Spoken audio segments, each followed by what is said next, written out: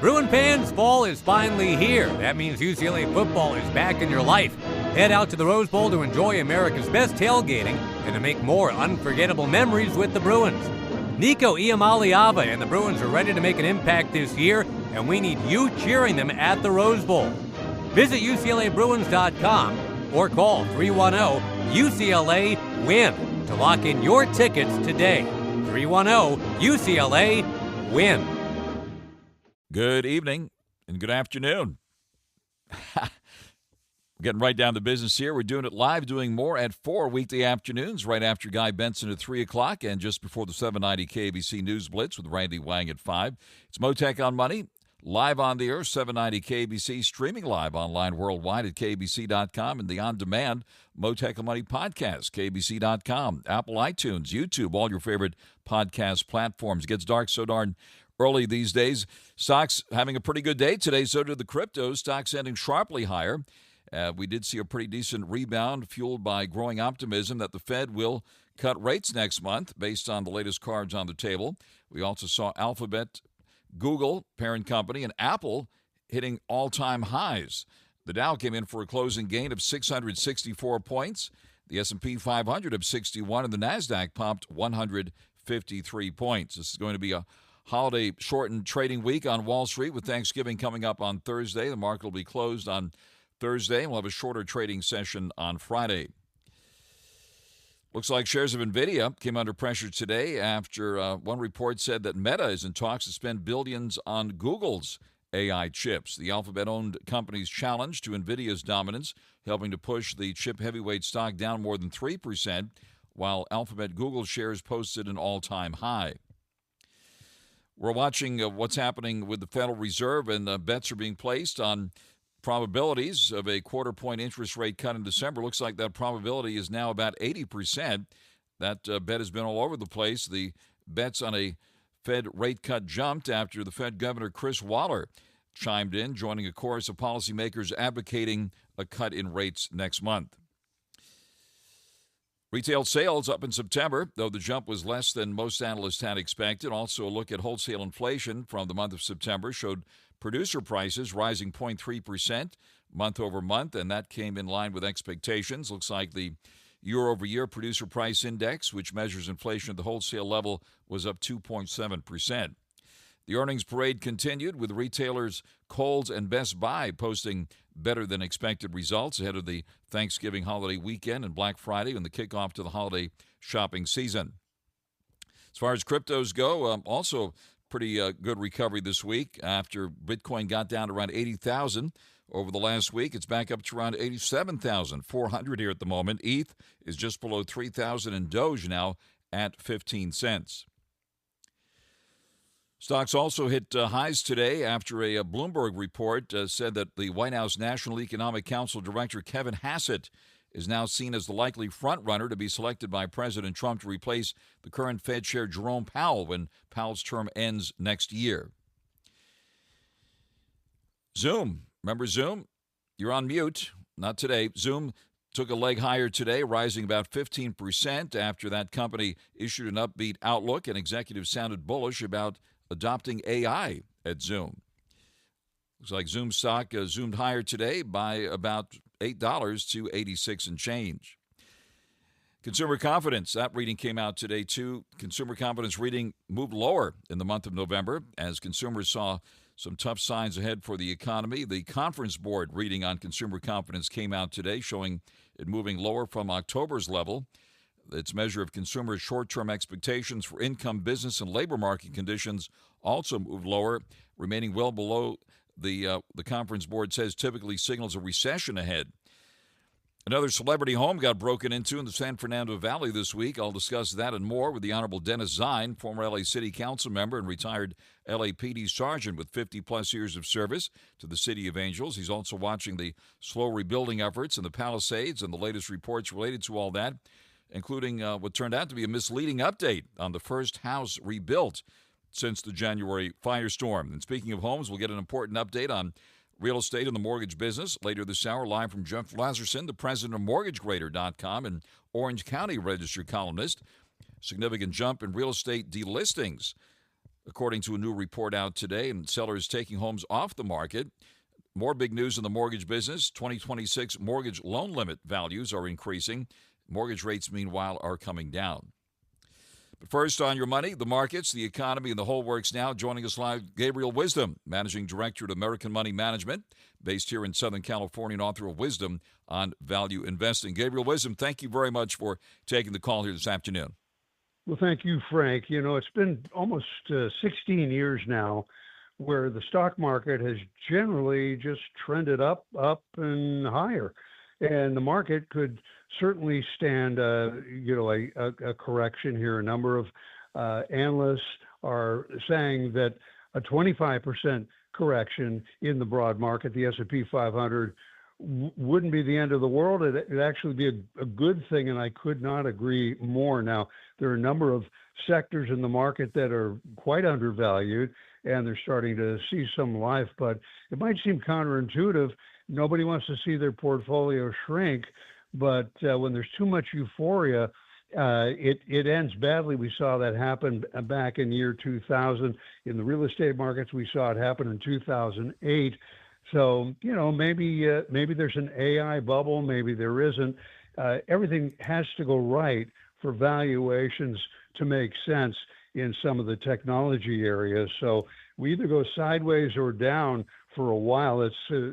I wouldn't be too disappointed if we saw this market fall for a while. Let the market go on sale. All right. In the meantime, the Dow was up more than 600 points today, so normally the champagne would be popping, but certainly given the volatile moves that we've seen lately, there does seem to be nervousness out there here at the moment, and maybe climbing this proverbial wall of worry. Look at NVIDIA today, down nearly $5 at 177 and change. Google and Apple hitting record highs here, it looks like. What about these tech names? Well, there's a real high-class problem in technology, and it's a low-tech problem. There's a lack of permitting. There's a lack of electricity, and for a lot of the companies that are growing very rapidly, like OpenAI, there's the ChatGPT company. There's a lack of money, and then it comes along Google and now Qualcomm as well. But Google's current chip business, actually, it's a business where they rent access to their chips. It's called tensor processing, or TPUs, tensor processing units. They rent these chips to AI developers through Google Cloud, and that's a direct competition for NVIDIA. We're going to see more of this. NVIDIA, of course, quite confident. They're saying they're a generation ahead of the industry, but don't tell that to Amazon or Microsoft or Google. They're all working on AI chips to compete. All right, and the other big factor today in this market move on the upside was what signals we got from the Fed today, and speculation that about who's going to replace Fed Chairman Jerome Powell, one of President Trump's most trusted economic advisors. What do you think the Fed's going to do next month? Those bets in the prediction markets have been all over the place, whether there'll be a quarter-point cut next month or not. It looks like it looks like it's up to 80% now that they will cut. And what's your reaction to the report that this guy Hassett might be the next Fed chair? Well, I think he'd probably be a decent choice. He certainly knows what he's doing. Chairman Powell's term ends in May of next year. He might stay on as a Fed governor for 2 more years. I think he could do that. He's not revealed whether he's going to stay or go, but Hassett is a decent choice. There are a lot of good choices. Kevin Hassett says he wants to simplify the Federal Reserve. He'd like the Fed governors, the Fed members out there not to talk to the media so much. I don't know about that, but the retail sales figures were soft. We got some hints as to how the consumer's pulling back from Target recently. Walmart is talking about some disappointing areas. The whole economy is taking a bit of a pause. And is there room for the Fed to cut rates? Absolutely. Contrary to the popular myth about the markets, foreign investors are not bailing out of U.S. treasuries and equities. In fact, lots of money's been going into our treasury. Hey, Bruin fans, want to go behind the scenes with your favorite teams and athletes? How about getting exclusive merch and opportunities to enter sweepstakes like sideline access at the Rose Bowl? Introducing Blue and Gold Society, UCLA Athletics fan membership program created to support Bruin student athletes. Members receive benefits like exclusive gear, videos featuring insider stories, and incredible experiences courtesy of UCLA Athletics. Sign up today at blueandgoldsociety.com. Hi, I'm Drew Barrymore, and I want to tell you how you can help to support the life-saving work of St. Jude Children's Research Hospital. When you give, you're helping ensure families never receive a bill from St. Jude for treatment, travel, housing, or food, so they can focus on helping their child live. This holiday, help St. Jude give children the greatest gift, a chance at a lifetime. This holiday, help St. Jude find more cures for more children. Donate now at musicgives.org. What's up, guys? David Pollack here, former Georgia Bulldog, former analyst with College Game Day, and host of my new show, See Ball, Get Ball. I'm a defensive lineman. That's why that's the name. You see the ball, you go get it. We're going to dive deep into college football. We're going to break down film. We'll have bold takes, real conversations with the biggest names in the sport every single week. If you eat, sleep, and breathe college football like I do, man, I promise you, See Ball, Get Ball is for you. So do me a favor. Follow and listen on your favorite platform. And our equities, and the U.S. dollar has held very, very firm against other currencies. So the Fed could take rates down a little bit more. All right, we're getting into the holiday shopping season here. The earnings parade continues with some of the retailers reporting today, and you mentioned some of them already. Walmart recently hit a record high. Amazon moving higher today, participating in today's rally. How do you size up the retailers going into the current holiday season? Well, I think it's going to be a decent holiday season. It's just not going to be a record-setting holiday. There's concern about jobs. Hewlett-Packard, for example, announced today that they'll spend up to $1 billion to get some automation in place, some artificial intelligence, and they're laying off, I think the number was 6,000 workers. They want to replace workers as much as possible with automation and AI. That's the sort of thing that hurts confidence. And so around the holidays, people tend to, spend a little bit less. I think that's what we'll see. All right, and Dell all of a sudden in the news too. Looks like that stock pulled back today. What are some of the other names that are getting your attention that we haven't talked about recently? Well, Alibaba is an interesting one. The Chinese retailer, they're an e-commerce company, very much like Amazon, but their earnings grew rather dramatically year over year. They've had a great run this year. They've entered into an investment phase to build strategic value in AI technologies and infrastructure. And, in China, they've seen a tremendous pullback. It's a bursting of the Chinese property bubble. Actually, it's been deflating since 2021. So people have to spend money somewhere. Alibaba is seeing a lot of that capital come to them. On the air live with Gabriel Wisdom with American Money Management, author of Wisdom on Value Investing. It's been a wild ride for crypto holders the last week or so, with Bitcoin dipping down around 80K. Right now it's around 87,000. Ethereum is just below 3,000. That one took a hit last week too. And Doge, which we track as well here at 15 cents, down from its recent high, but certainly well off its low. Remember, we used to quote Doge all the time at about 6 cents, and certainly it's had a big run up. But what about the cryptos here? I know you watch them. I do watch them, Frank. Well, it's hard to say. I know that when Bitcoin, for example, fell sharply late 2021 through 2022, it did turn out to be a great buying opportunity. And maybe that happens again this time. But the rebound that we experienced through 2024 was mostly attributable to Wall Street rolling out these exchange-traded funds, these simple ways to buy crypto, and also the Trump administration embracing crypto. And then finally, the Genius Act of this last July, which legitimized stablecoin for transactions purposes.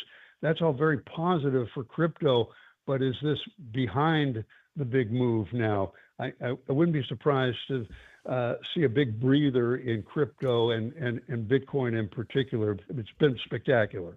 Yep. And looks like gold did not take much of a breather here. Break out the Burl Ives music, silver and gold. Silver is above 51 and change here, and gold at what, 4,127 here at last check. What about analog gold? We talked about digital gold just a second ago here. Now, what about gold and silver? Well, when it comes to gold, less is more, and there's just less of it.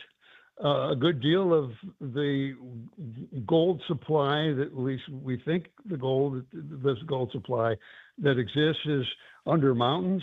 It's at the bottom of the ocean. It's just very difficult to find. It becomes more and more expensive. High gold prices have reignited some interest in using other precious metals, like platinum, for example, silver. Certainly, the gold to silver ratio, it's always, if history is any guide, taken about 50 ounces of silver to buy 1 ounce of gold. That's not the case. Silver's still undervalued by that ratio. It's about 80, 85 ounces of silver to buy 1 ounce of gold. So if I was going to bet on one or the other, it'd be certainly silver. All right. Any other specific places where you are putting money now and or taking it off the table? This recent sell-off was pretty interesting. It's been a very good year for mergers and acquisitions in the healthcare sector. We've seen a number of them. Merck did one. Johnson & Johnson just finished acquiring a biotech company. The S&P 500 biotechnology stock price index is up about 25% year to date. The pharmaceuticals have risen about 18% year to date, but still there are a lot of good values in healthcare. I'm starting to look at those that were left behind. Pfizer, Merck, Abbott Labs, Johnson & Johnson looks attractive to me. AbbVie, United Health, which Berkshire Hathaway, Warren Buffett acquired some of recently, and even Eli Lilly at these price levels, I think is interesting. Gabriel Wisdom, thank you very, very much. Gabriel Wisdom, Managing Director at American Money Management, based here in Southern California, author of Wisdom on Value Investing. At this time of Thanksgiving, Gabriel, want to certainly express our tremendous gratitude to you for all the great conversations this year and look forward to many more. Thank you very, very much. We wish you and everybody there a very happy Thanksgiving. Thank you, Frank, and to you and yours, the same. Thank you. Thank you very much. Gabriel Wisdom, live with us here on Mottek On Money on 790 KABC. Mottek On Money continues, 790 KABC. Good afternoon. The Dow popping today up 664 points at the bell, back to 47,112. The S&P 500 up 61 at 6,766. And the NASDAQ up 153 points at 23,026. NVIDIA, the magnificent one, pulling back today by nearly $5, back to 177 and change. On the flip side, Google moving up nearly $5 at 323 and change. Apple hitting a record high of $1.05 at 276.97. Amazon in the plus column by more than $3 at 229 and change. Alibaba, the so-called Google of China, pulling back down nearly $4 at 157 and change, or is it the Amazon of China, I believe. Tesla shares up nearly $2 today at 419 and change. Taking a look at the volatility index, pulling back today by 9%. The yield on the 10-year note now at 4%. That's the one that impacts the fixed-rate mortgage rates, and we'll be talking more about mortgage rates and what's happening on the real estate front later this hour with Jeff LAZERSON, the president of MortgageGrader.com and Orange County Register real estate columnist. The price of gold right now hovering at around $4,127 and change. Looks like silver is still above $51 an ounce. Crude oil futures now hovering just above $58 a barrel. Checking the cryptos now, we see a Bitcoin at around 87,400, Ethereum at 2,966, Doge at the moment at 15 cents. Retail sales numbers out today for the month of September. The jump was less than analysts had expected. Also, a look at wholesale inflation came out today for the month of September. On the wholesale level, producer prices rose 0.3% month over month, and that was pretty much in line with analysts' expectations over the past year. Inflation at the wholesale level was running at 2.7%. On the earnings front, we did hear from Kohl's and Best Buy, two big retailers, posting better than expected earnings news today. Of course, Black Friday is coming up here with the Thanksgiving holiday weekend. Tomorrow at 4:05, I'm scheduled to speak to the one and only Rick Caruso. Of course, the developer, famously for the Grove, Americana brand, Commons of Calabasas, and all the big shopping destinations. Will he be making any announcements tomorrow? We'll find out when we speak to Rick Caruso tomorrow at 4:05 on this program. Looks like the Federal Reserve also had a hand in today's market action, with expectations now supporting the possibility of a quarter-point rate cut, and report indicating that the current White House National Economic Council Director Kevin Hassett is seen as the likely front-runner now to be selected by President Trump to replace Fed Chairman Jerome Powell when Powell's term ends next year. And now the latest news on 790 KABC. Continues your 790 KABC. Significant jump in real estate delistings nowadays, according to a report out today. Sellers taking homes off the market. Also, 2026 mortgage loan limit values are increasing. Mortgage rates have been coming down lately. Also, people pulling their hair out in the Palisades following the horrific firestorms. And now the report that the L.A. mayor has come under fire over apparently misleading update about the first home to rebuild after the deadly Palisades fire. Looks like the home that was rebuilt got its permit well before the fires back in November, and with much fanfare. Hey, Bruin fans, want to go behind the scenes with your favorite teams and athletes? How about getting exclusive merch and opportunities to enter sweepstakes like sideline access at the Rose Bowl? Introducing Blue and Gold Society, UCLA Athletics fan membership program created to support Bruin student athletes. Members receive benefits like exclusive gear, videos featuring insider stories, and incredible experiences courtesy of UCLA Athletics. Sign up today at blueandgoldsociety.com. Hi, I'm Drew Barrymore, and I want to tell you how you can help to support the life-saving work of St. Jude Children's Research Hospital. When you give, you're helping ensure families never receive a bill from St. Jude for treatment, travel, housing, or food, so they can focus on helping their child live. This holiday, help St. Jude give children the greatest gift, a chance at a lifetime. This holiday, help St. Jude find more cures for more children. Donate now at musicgives.org. What's up, guys? David Pollack here, former Georgia Bulldog, former analyst with College Game Day, and host of my new show, See Ball, Get Ball. I'm a defensive lineman. That's why that's the name. You see the ball, you go get it. We're going to dive deep into college football. We're going to break down film. We'll have bold takes, real conversations with the biggest names in the sport every single week. If you eat, sleep, and breathe college football like I do, man, I promise you, See Ball, Get Ball is for you. So do me a favor, follow and listen on your favorite platform. Place is being put up as the first home rebuilt since the firestorm. Joining us live now is Jeff Lazerson, the president of MortgageGrader.com, an Orange County Register real estate columnist. Jeff, thanks very much for taking the call here this afternoon. Thanks for having me, Frank. So should we just jump into the rates right now? Yeah, I think so. And that big update, certainly on the rates, which have come down right, and then the other big news that the mortgage loan limit values are increasing. Yep. You're right on both fronts. So the 30-year fix today is at 5 5/8% at 1 point cost. So that's up to $806,500. The 15-year fix is at 4.99% at 1 point. Excuse me. The high balance up to $1,209,750. That's at 5.99%. And the 15-year high balance is at 5.5% at 1 point. FHA rates are at 5 3/8% at 1 point, and the jumbo fix, anything over that high balance limit, is at 6 1/8% at 1 point. Now, getting to the loan limits, they went up just a little bit, and I'm going to start calling it the millionaire mortgage now, because you got to be a millionaire to afford these mortgages or to be able to max out on them. So we went from 806,500, which is the current limit for 2025. 2026, we're going to go to 832,750 for the conforming loan. And that's in LA, Orange County, in the Inland Empire, and San Diego. The high balance limit in LA and Orange County, not in the Inland Empire, it goes from 1,209,750 to 1,249,125. And then in San Diego County, it goes from 1,077,550 to 1,104,000. So those are, again, the high balance limits, and just the Inland Empire maxes out at the 806,500. Is this on expectations that home values will be increasing in the new year?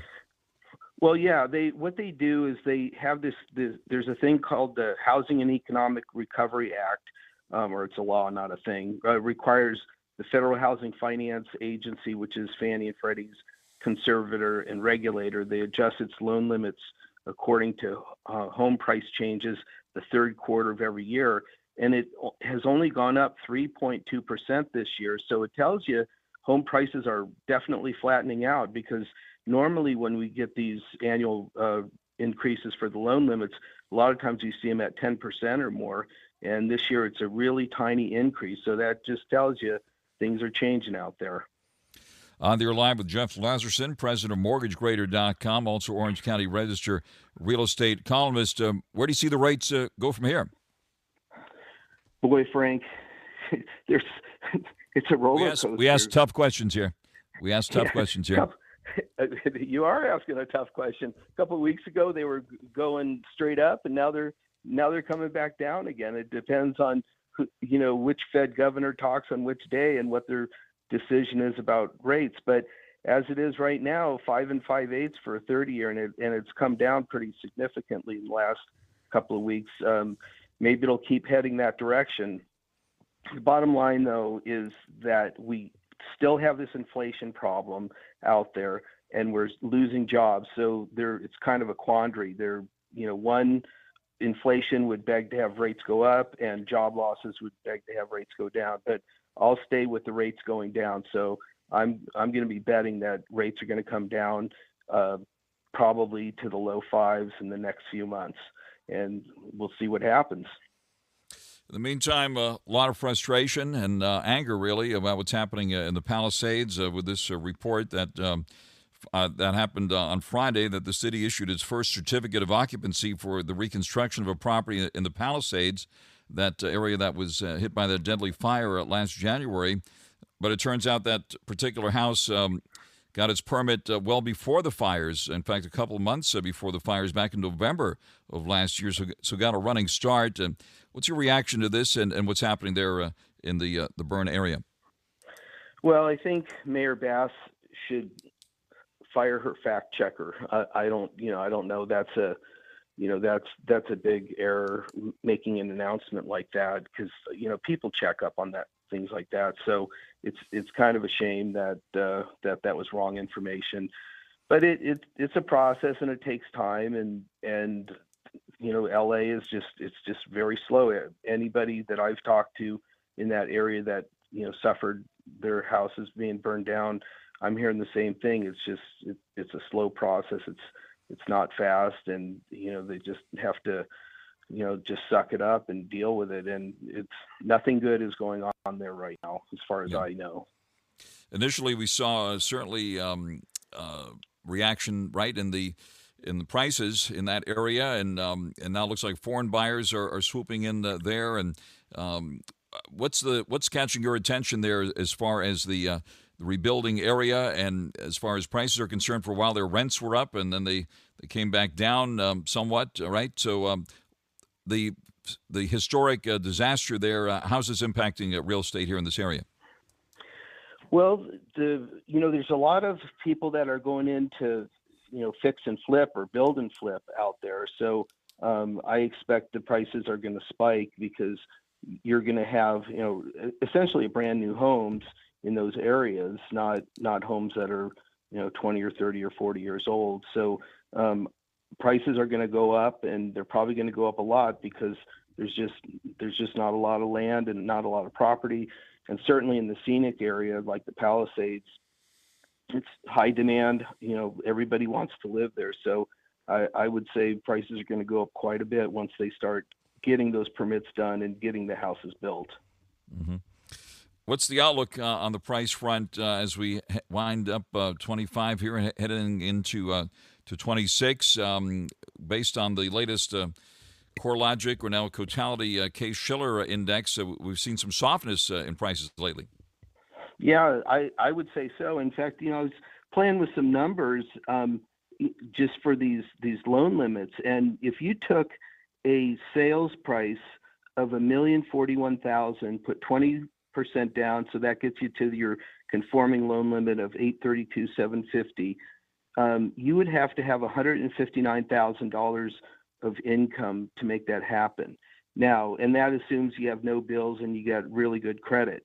Now, if you took that high balance loan, the one that goes to $1,249,125, you'd have to have $312,275 a year in income. But my point is, things are getting so expensive, and there's just not a lot of people out there that can afford to pay these high prices anymore, and that's why things are flattening out. And there's only so many cash buyers out there. So I think things are going to flatten, and I think things will come down with all this inflation stuff going on. The cost of living is just getting out of sight. No question about that. And, of course, we heard from President Trump recently floated the idea of a 50-year mortgage. What's the latest on that, Jeff? And have you had a chance to think about that? Oh, I've thought about it a lot, and I've gotten a lot of emails and calls about it. I wrote a column about it a couple of weeks ago. I think it's a good idea. I think it's a way to help bring the cost of the mortgage down. And you don't have to stay with the 50-year loan. The key is you get into the property, and then you can refinance to a 30-year loan. Now, I'll give you a quick example. I had a couple in here today that in 2019, they purchased a little condo in Mission Viejo right around the time they were getting married. Now they have 2 kids. They outgrew the 2-bedroom condo that they have, but they've accumulated, $200,000 or $300,000 of appreciation between 2019 and 2025, and now they're going to move up to the next level. My point is, on the 50-year loan, anything you can do to get into home ownership is going to start that family wealth and the generational wealth. So that's why I'm such a fan of the 50-year loan, because it will reduce the payment for you to maybe step up to that property. Terrific, Jeff. Well, thank you very much for taking the call today on all this important news. Jeff LAZERSON, the president of MortgageGrader.com, also OC Register columnist. Jeff, we wish you and your family a wonderful Thanksgiving, and thank you again very much for joining us here today. Thanks, Frank. Happy Thanksgiving to you and yours. Thank you. Thank you very much. And out to the freeways we go now on 790 KABC. Mottek On Money continues here, 790 KABC. Turning now to what's happening on Main Street here in Los Angeles. Another celebrity-related home got broken into in the San Fernando Valley. It happened last night, according to the LAPD. This is the mother of music producer Benny Blanco, who's married to Selena Gomez. His mom had to hide in the house as intruders broke into the home. Looks like the intruders are still at large. Let's bring in the Honorable Dennis ZINE now, former LA City Council member and retired LAPD sergeant with 50-plus years of service to the City of Angels. Dennis ZINE is on the line with us now. Dennis ZINE, thank you very much for taking the call here. You're welcome, Frank, and good afternoon to you. Good afternoon. It's been a big issue in this year, really, these break-ins there in the Valley. Give us an update on what's happening. What is happening, Frank, is a lack of personnel. Plain and simple, they don't have sufficient personnel, uniformed personnel, to handle radio calls within the city of Los Angeles. They don't have enough detectives to follow up on crimes, and they're basically short of personnel to do the job. They don't have enough dispatchers to handle the calls that come in for service. It's just a department that is struggling for personnel and resources to address public safety in the city of Los Angeles. And that is one of the problems. They have what is supposed to be a maximum 7-minute response time to emergency calls. 7 minutes is what you try to achieve, which is a long time when you're waiting for the police to arrive, and they cannot maintain that number. So the number goes to 10 minutes, 15 minutes, 20 minutes, 30 minutes. And people who need police need them now. They don't need them 15 or 20 minutes down the road when they're frightened. In this particular situation on this 459, this burglary, it's lucky that the perpetrators, the suspects, didn't find the witness who is hiding inside the residence. Fortunately, she survived. But we know what happened recently in the Valley is 2 people were murdered during a home break-in. And that's one of the problems. You need to have resources to respond in a quick manner so they can control the scene and hopefully apprehend the perpetrators who are committing these crimes. Very, very serious. And, of course, in the last year or so, we had the situation where even Mayor Bass's residence was broken into while she was there. And that person was apprehended. I haven't heard much more about that, by the way. And then there was another situation in Hancock Park where a homeless person apparently got into one of the homes there, and the family fled, and then the police were called, and somehow the guy was found in a closet there and lived to tell the tale was brought out. Isn't that? These are the sort of things that are happening here. They are. These are the situations that hit the press, hit the media, but many of these situations, many of the listeners, I'm sure, have been victimized, or they called 911. They wait on the line. It rings, it rings, it rings. They finally get a dispatcher, but there's lack of personnel. And until the city council wakes up and decides it's a priority for public safety, it's going to continue down this trend where you have sufficient numbers of personnel, not only in the black and whites on patrol, but the detectives and the civilian population within the police department. And we talk about the budget. Well, what's the priority? If you don't have public safety, you don't have much to have in a city if you can't establish public safety. That's got to be paramount. And unfortunately, some of the people in city council don't see that as a priority. And subsequently, we have victims, and we have continuing crime victims because of the negligence, and I will say negligence, on behalf of certain members of the city council who do not think that police officers are there to protect and serve the public in the city of Los Angeles. It's a plain and simple solution. Put resources, get the personnel, sworn and civilian, so they can do their jobs. They even have a situation where someone within the city family wants to ban the helicopters because they're so expensive. Yes, they're expensive to operate, but you need those to dispatch so you can get the eyes in the sky. So you've got some people in political office in Los Angeles. Now, I'll condemn them for what they do, which is wrong. And what they're doing wrong is jeopardizing public safety. And the taxpayers of the city of Los Angeles, the business owners, they're suffering the consequences of the people who are inept to be council members and to lead the city and to provide public safety. On the line with the Honorable Dennis Zine, another big story that's been widely reported. There was a big announcement on Friday that Los Angeles had issued its first certificate of occupancy for the reconstruction of a house in Pacific Palisades, but it turns out the permit for that house apparently was asked for before the fires back in November. What's your reaction to this big story here? Well, this is another situation where one hand doesn't know what the other hand's doing. And when you want to claim fame and fortune and say this and that and the other, and oh my goodness, we're recovering from this tragedy of the fires, you make sure you have your facts straight. And obviously someone doing research didn't have the facts straight. So it's very embarrassing on the establishment of politicians, including the mayor in this particular case, when you have that situation. Someone's not doing their homework.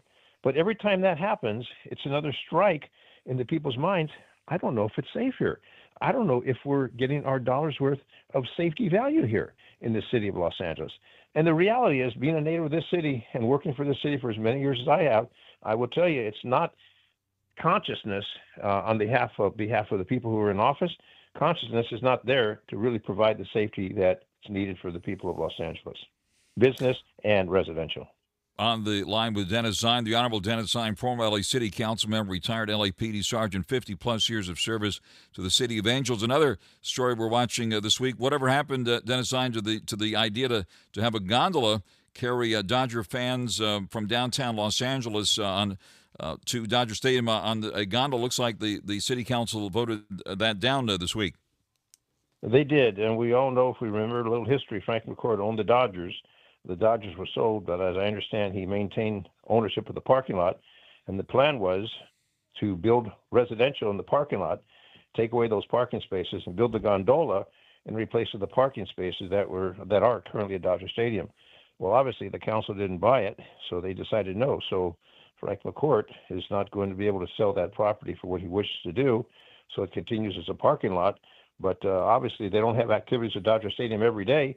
So if you sold it, you'd make a pile of money, And this gondola, whether it would be working or not, because oftentimes, those things don't oftentimes work. They break down. So that, for the time being, has been shelved. We don't know what's going to happen in the future. And I know the trip to Dodger Stadium from the San Fernando Valley takes a long time. When I go, I take the orange line, I take the red line, and I use the public transit, which is jeopardy in and of itself, but at least I know I'll get there most of the time in a safe manner. Yeah, and speaking of that, it was described as a small electrical fire, although it was visible throughout the area. Electrical fire halted some Metro train traffic near MacArthur Park. They had a big scene there today with the fire department and the police department at the Wilshire Alvarado station. There was smoke in that area, and trains into and out of that area had to be stopped. What is your assessment of the Metro system these days? Well, I think the system runs pretty smooth as far as operations getting your destination. It takes a long time. It's not as quick as everyone anticipated, but the big concern is public safety. I know they want to establish their own police department 8 years down the road, but if we can't recruit members into the LAPD or the Sheriff's Department or the Highway Patrol, and the situation is really, when it comes to a crisis point, at what time do we finally realize we need to do something to enhance public safety? So public safety is of concern when it comes to the Metro system, and it has problems. It's a system that has problems, but they charge fares. They don't charge fares. They do this. They do that. I think the board of directors, and a lot of them are politicians that sit on the board of directors of the MTA, have to realize that if they ride that system, they're going to change it because it's not as smooth, it's not effective, it's not as safe as it should be.